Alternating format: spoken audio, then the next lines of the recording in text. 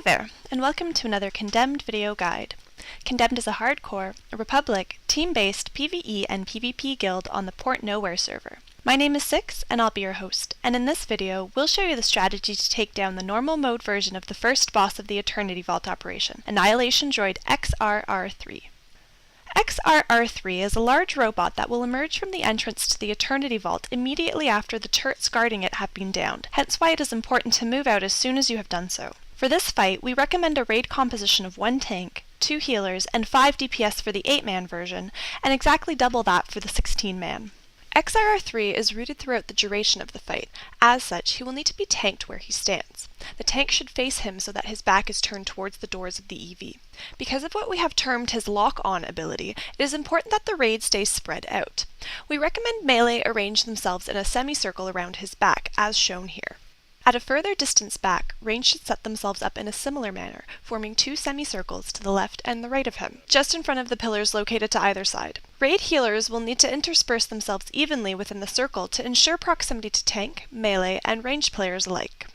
Lock-on is an instant cast ability that XRR3 will do roughly every 15 seconds. With it, he will target a random member of the raid with a large red targeting reticule positioned on their body. The targeted individual will then have 5 seconds to move out from the raid. Otherwise, they will deal AoE damage to and knock back and down anyone within a 5-meter radius of them.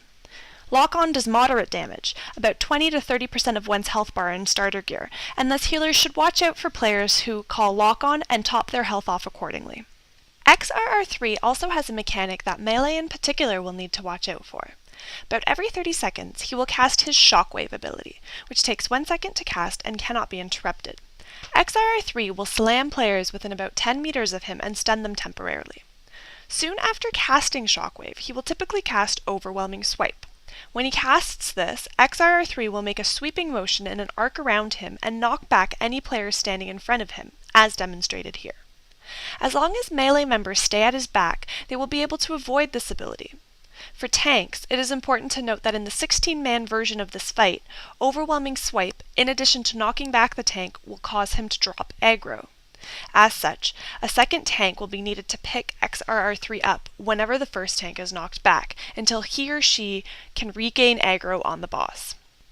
XRR3's next major mechanic is Missile Salvo. When XRR3 enters this phase of the fight, he will crouch low to the ground and fire rockets at the entirety of the raid for 20 seconds. There is no point in attempting to interrupt this ability, as he will continuously recast it until the phase has completed. XRR3 will deal heavy damage to the raid at this point, but the raid can deal with this ability using one of 2 strategies.